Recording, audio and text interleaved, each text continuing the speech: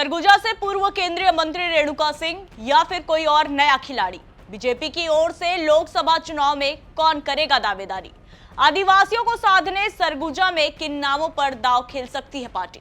जय जोहार, आप सभी का स्वागत है छत्तीसगढ़ तक पर। मैं हूं आपके साथ पूजा शर्मा। लोकसभा चुनाव के हमारे स्पेशल सीरीज गढ़ के दावेदार में बात करेंगे सरगुजा लोकसभा सीट की कि यहां से बीजेपी किसे अपना प्रत्याशी बना सकती है। लोकसभा चुनाव के लिए बीजेपी ने विधानसभा चुनाव के समय से ही रणनीति बना ली थी। कहा यह भी जा रहा था कि बीजेपी एक साथ विधानसभा और लोकसभा दोनों चुनाव को साधने मैदान में उतरी है।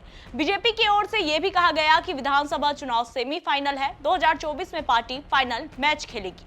बता दें, बस्तर और सरगुजा ये दो ऐसे आदिवासी बाहुल्य संभाग है जो छत्तीसगढ़ में तख्त पलटने में अपनी महत्वपूर्ण भूमिका निभाते हैं। जिस पार्टी ने आदिवासियों को साध लिया, समझो उसने सत्ता पाने का अपना रास्ता आसान कर लिया। यही कारण है कि लोकसभा चुनाव हो या फिर विधानसभा चुनाव, सभी राजनीतिक पार्टियों का फोकस इन दोनों संभागों पर रहता है। बता दें, बीजेपी ने विधानसभा चुनाव में सरगुजा में 14 में से 14 सीटें जीती थी, जिससे पता चलता है कि कैसे आदिवासियों ने भगवा पर अपना भरोसा जताया और बड़े पैमाने पर वोट दिया। लेकिन अब बीजेपी हाईकमान की सीधी निगाह लोकसभा चुनाव पर है। सरगुजा लोकसभा सीट के अंदर कुल 8 विधानसभा सीटें आती हैं, जिनमें सरगुजा जिले की अंबिकापुर, सीतापुर, लुंड्रा, बलरामपुर जिले की सामरी और रामानुजगंज, बलरामपुर, सूरजपुर जिले की प्रतापपुर, प्रेमनगर व भटगांव विधानसभा शामिल हैं। ये सीट एसटी यानी अनुसूचित जनजाति के लिए आरक्षित है। सरगुजा को बीजेपी का गढ़ कहा जाता है। पिछले 4 बार से यहाँ बीजेपी चुनाव जीतते आ रही है और खास बात यह है कि बीजेपी ने हर बार लोकसभा चुनाव में प्रयोग करते हुए अपने प्रत्याशी बदले और सभी ने पार्टी का परचम लहराया। छत्तीसगढ़ राज्य बनने के बाद 2004 में हुए पहले लोकसभा चुनाव में बीजेपी से नंद कुमार साय ने चुनाव जीता था। इसके बाद 2009 में मुरारी लाल चुनाव जीतकर सांसद बने। फिर 2014 में बीजेपी के कमल भान सिंह ने कांग्रेस उम्मीदवार रामदेव राम को हराया था। वहीं 2019 के लोकसभा चुनाव में रेणुका सिंह चुनाव जीती और मोदी कैबिनेट में उन्हें केंद्रीय राज्य मंत्री बनाया गया।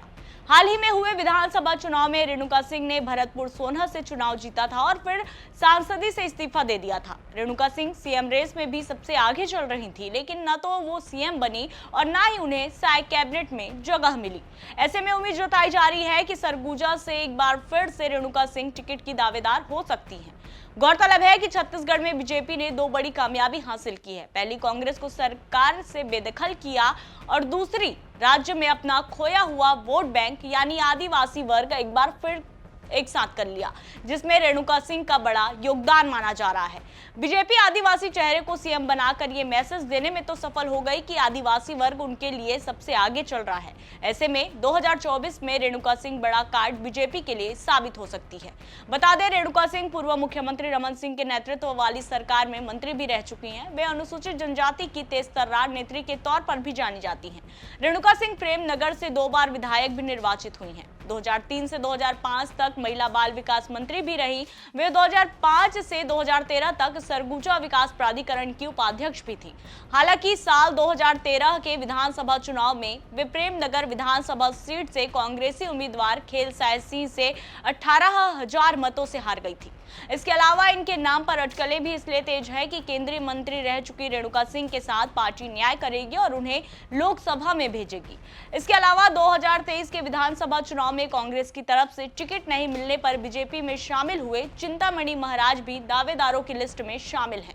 सामरी से विधायक रहे चिंतामणि महाराज ने अंबिकापुर से टिकट मांगा था, लेकिन बीजेपी ने उन्हें 2024 के लोकसभा चुनाव में उम्मीदवार बनाने का आश्वासन दिया था। बता दें, चिंतामणि महाराज छत्तीसगढ़ के संत गहिरा गुरु के बेटे हैं। सरगुजा संभाग में संत समाज के अनुयायी अंबिकापुर, लुंड्रा, सामरी, पत्थलगांव, जशपुर, कुनकुरी और बिलासपुर के रायगढ़ विधानसभा क्षेत्रों में हैं।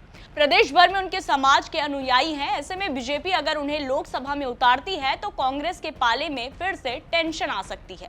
गौरतलब है कि चिंतामणि महाराज लगभग 11 साल पहले बीजेपी में थे। बीजेपी से उपेक्षित के आरोप पर उन्होंने 2008 में सामरी विधानसभा से ही निर्दलीय चुनाव लड़ा था, पर हार गए थे। 2013 में चिंतामणि महाराज बीजेपी छोड़कर कांग्रेस में शामिल हुए थे, जिसके बाद कांग्रेस ने सरगुजा जिले के लुंड्रा विधानसभा से उन्हें प्रत्याशी बनाया था। वहीं कांग्रेस ने फिर से भरोसा जताते हुए जगह जगह बदलकर 2018 में बलरामपुर जिले से सामरी विधानसभा से प्रत्याशी बनाया था। चिंतामणि महाराज दोनों बार कांग्रेस से विधायक रहे। 2023 विधानसभा चुनाव में चिंतामणि को टिकट नहीं मिलने से वे नाराज चल रहे थे। यही वजह रही कि उन्होंने फिर से पार्टी में वापसी कर ली। वहीं ऐसी खबरें हैं कि इन दोनों के अलावा पूर्व सांसद कमल भान सिंह को भी बीजेपी मौका दे सकती है। 2014 के लोकसभा चुनाव में बीजेपी ने कमल भान सिंह को अपना प्रत्याशी बनाया था और कमल भान पार्टी के भरोसे पर खरे भी उतरे, मगर 2019 के संग्राम में कमल भान को मैदान से बाहर कर दिया और रेणुका सिंह पर दाव लगाया गया। ऐसे में इस बार फिर इन नामों की चर्चा तेज हो गई है। हालांकि ये देखने वाली बात होगी कि इन तीनों नामों में कौन इस बार चुनावी मैदान में उतरता है या फिर बीजेपी किसी और नाम को लाकर इस बार भी लोकसभा चुनाव में चौंकाती है। फिलहाल इस रिपोर्ट में इतना ही। छत्तीसगढ़ से जुड़ी ऐसी तमाम खबरों से अपडेट रहने के लिए देखते रहिए छत्तीसगढ़ तक। जय जोहार, नमस्कार।